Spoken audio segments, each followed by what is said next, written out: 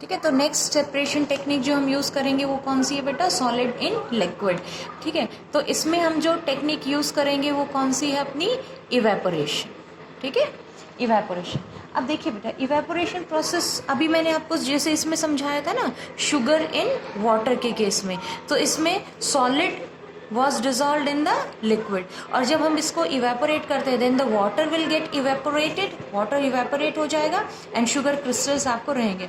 तो this technique evaporation it can be used for various cases। ठीक है, so like here I will be discussing the example of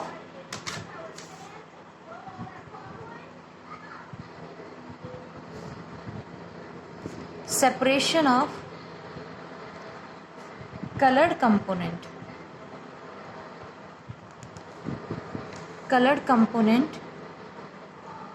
dye from the blue ink। ठीक है, हमें coloured component separate करने हैं blue ink के। ठीक है, so let's see how we do it. चलिए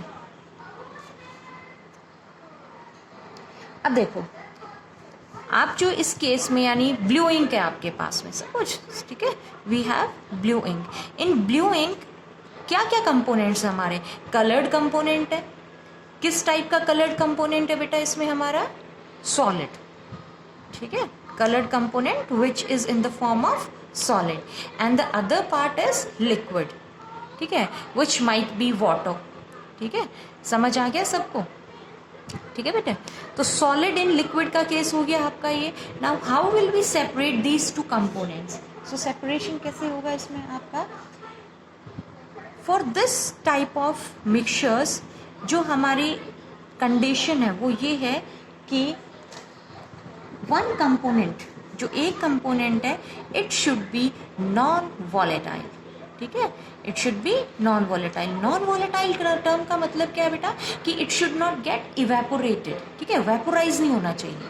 ठीक है, एक कंपोनेंट कैसा होना अपना, नॉन वॉलेटाइल होना है, मतलब वो वेपोराइज नहीं होना है। जैसे कि ये अपना कलर है, ब्लू कलर है अपने पास में एंड वाटर है। ठीक है, तो आउट ऑफ दिस वाटर तो वेपोराइज हो सकता है बट ब्लू कलर वेपोराइज नहीं हो सकता है। तो ब्लू कलर क्या हुआ आपका, नॉन वॉलेटाइल कंपोनेंट हुआ इसका। ठीक है, चलिए अब देखो इसको किस तरीके से हम सेपरेट करते हैं दोनों को, यानी ब्लू इंक में से जो कंपोनेंट है यानी blue colour and water, how do we separate these two. See, so first point इसमें अपना क्या मेथड आप समझिए। हमें फर्स्ट पॉइंट क्या करना है, देखो इसको डायरेक्टली इवेपोरेट नहीं करेंगे। ठीक है, जैसे स्ट्रॉन्ग हीट कर देगो एकदम डायरेक्टली अगर आप, तो क्या होती है, जो ब्लू कलर इंक है ना, ये बिल्कुल बर्न हो जाता है। ठीक है, एक ब्लैक रेसिड्यू आपका बन जाएगा। So we will not heat it directly. उसके लिए हम क्या करेंगे, we will prepare a sand bath.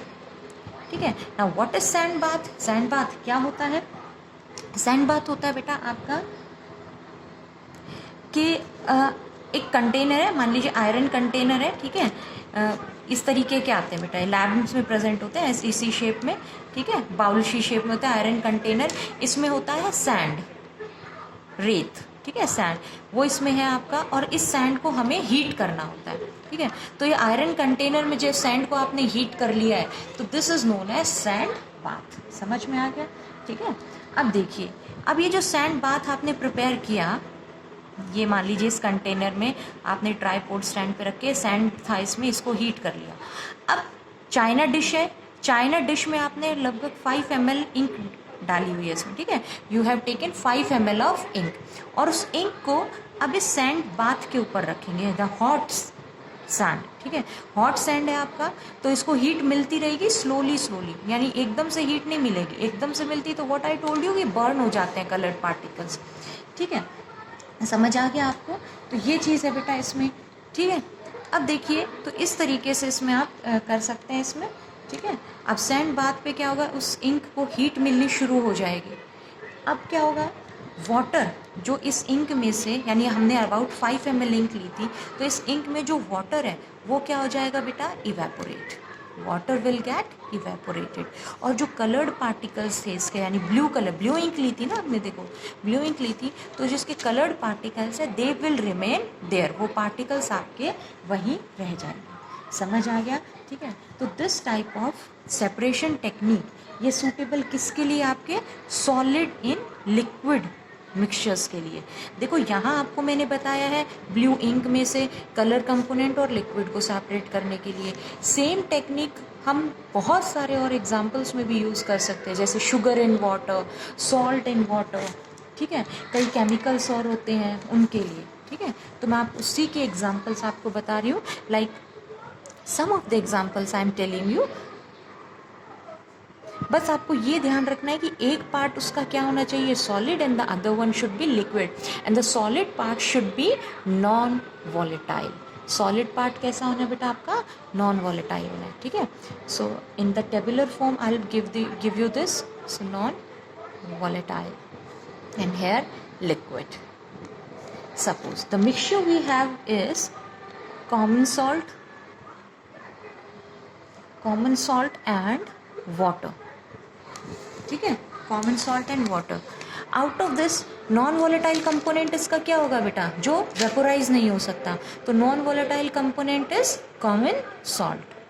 ठीक है, एंड द लिक्विड हमको सबको पता है, liquid part is water, so this non volatile component it is in the solid form.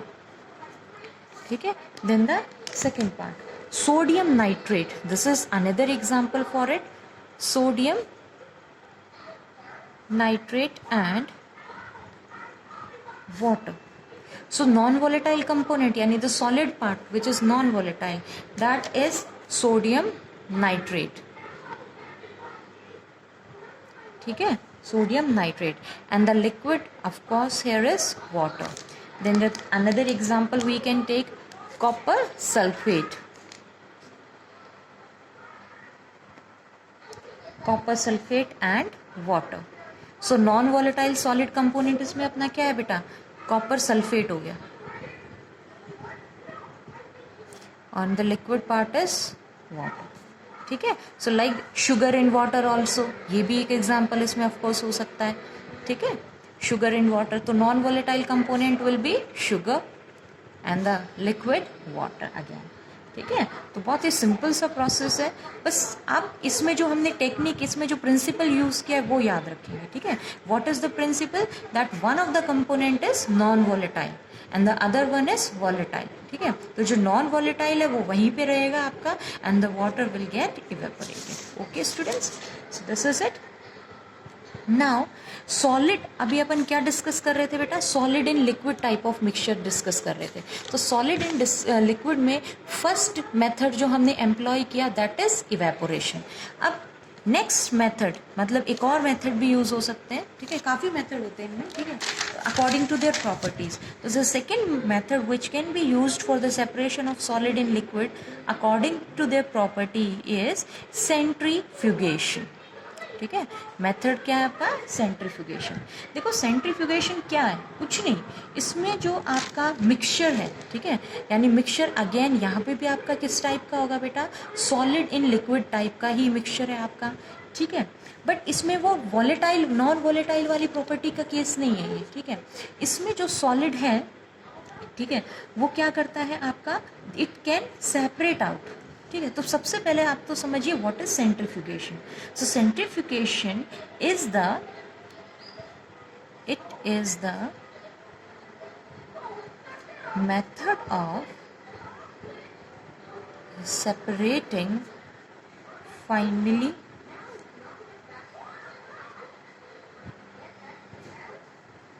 suspended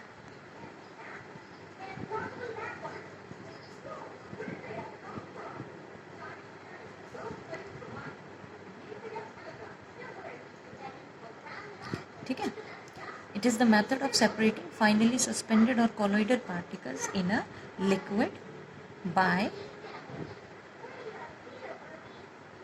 whirling the liquid at a very high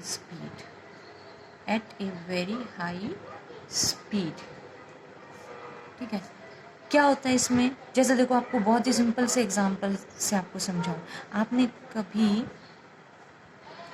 curd जो होता है, ठीक है, कर्ड का जो प्रोसेस होता है ना, कर्डलिंग हम इसको बोलते हैं, ठीक है, इसको वर्ल्ड करते हुए देखा है। तो कर्ड को जब हम वर्ल्ड करते हैं, ठीक है, तो इससे जो मक्खन पार्ट है उसका, वो सब हाई स्पीड पे उसको वर्ल्ड किया जाता है। वर्ल्ड मतलब तेज़ी से घुमाना, ठीक है। तो मक्खन जो उसका पार्ट है, यानी जो सॉलिड उसमें थे, इमर्ज थे, वो सॉलिड सारा पार्ट क्या हो जाता है बेटा, सेपरेट हो जाता है और लिक्विड अलग हो जाता है। समझ में आ गया? तो एक तरीके वो प्रोसेस आपका सेंट्रीफ्यूगेशन में ही होता है। तो सेंट्रीफ्यूगेशन में क्या हो रहा है, सस्पेंडेड, फाइनली सस्पेंडेड और कोलोइडल पार्ट को सेपरेट करना होता है by whirling the liquid at a very high speed, यानी बहुत तेज़ी से उसको घुमाया जाता है, ठीक है, रोटेट किया जाता है। चलिए, अब इसका जो प्रिंसिपल है वो आपको पता होना चाहिए, what is the principle behind. अब इसका प्रिंसिपल ये है बेटा कि जो ये बहुत ही फाइन पार्टिकल्स होते हैं ना, जब इनको तेज़ी से रोटेट किया जाता है, ठीक है, तो principle is that when a suspension, fine suspension की बात हो रही, व्हेन ए सस्पेंशन और colloidal solution is whirled rapidly. Whirled का मतलब समझिएगा आप, ठीक है, वर्ल्ड का मतलब होता है एक हाई स्पीड पे उसे रोटेट करना, घुमाना, ठीक है। Whirled rapidly then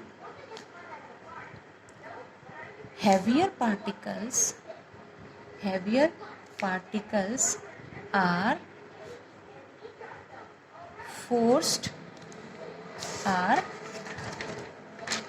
forced to the bottom of liquid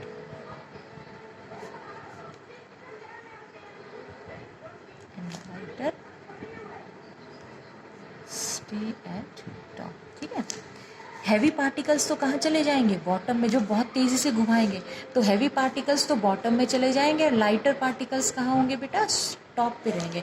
जैसे मैंने अभी बताया था ना कर्ड का केस, जब उसको बहुत हाई स्पीड पे आप रोटेट करते हैं तो जो फैट है, जो मक्खन है, वो क्या है बेटा, लाइट है, हल्का है, तो वो तो टॉप पे आ जाता है, और बाकी जो उसका लिक्विड पोर्शन है वो बीइंग हैवियर, वो आपका नीचे की तरफ रहेगा, ठीक है। सो इसका एग्जाम्पल हम समझ सकते हैं, separation of cream from milk. ये भी आपने देखा होगा, मिल्क में से क्रीम को सेपरेट करना, जो फैट के जो इंडस्ट्रीज़ वगैरह होती है ना क्रीम सेपरेट करने वाली, देखा भी होगा आपने, ठीक है।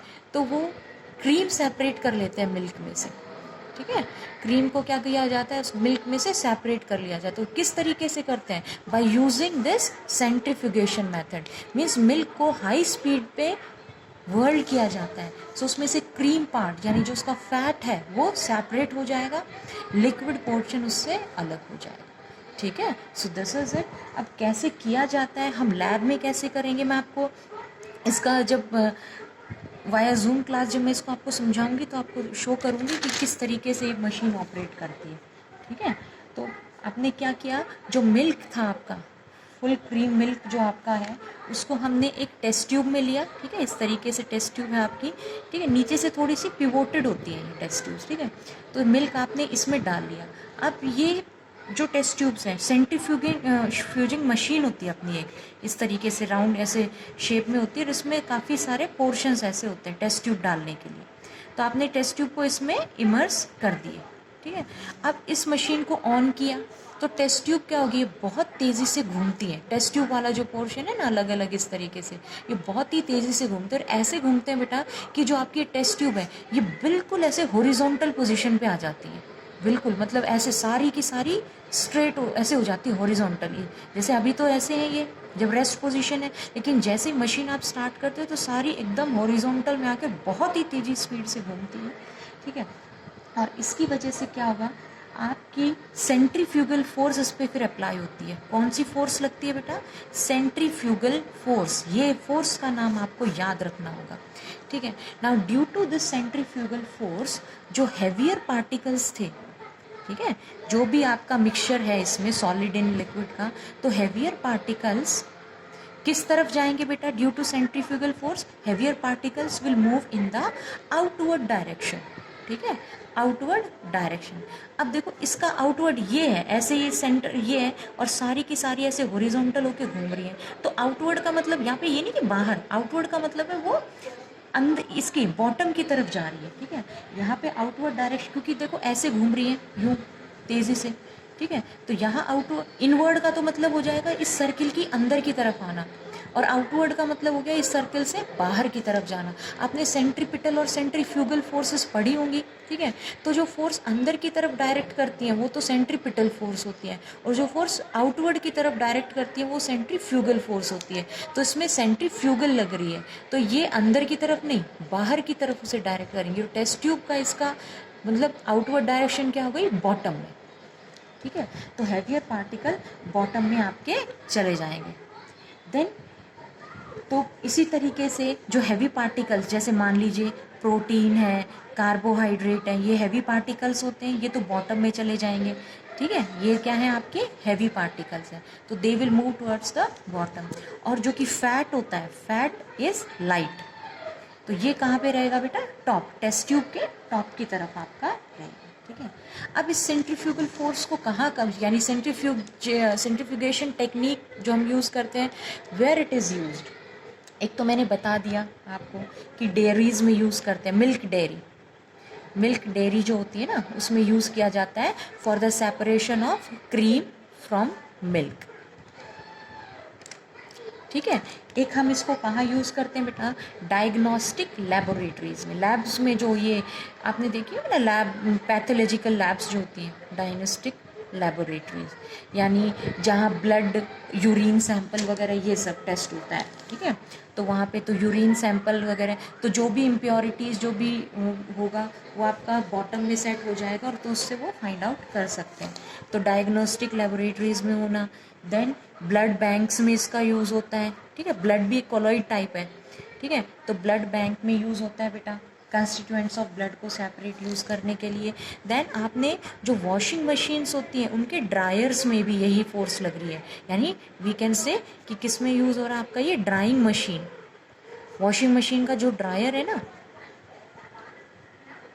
ठीक है। क्योंकि आपने देखा होगा जब आप क्लोथ्स उसमें डाल दिए, क्लोथ्स डालने के बाद में क्या वो बहुत ही हाई स्पीड से रोटेट कर रहा है वो कैबिन आपका, ठीक है। और जो वाटर तो क्या होगा, अब आपका लाइट है तो वो तो थ्रोन आउट, ठीक है। और जो हैवी क्लोथ्स हैं वो बॉटम में आपके सेट डाउन इसमें हो जाते हैं, ठीक है। तो ड्राइंग मशीन्स में, यानी वॉशिंग मशीन, ड्राइंग में, तो वेट क्लोथ्स को जब हम वाटर सेपरेट कर रहे हैं तो उसमें भी ये फोर्स लगती है। तो ये चीज़ें आपको इसमें ध्यान रखनी होंगी, ठीक है बेटा।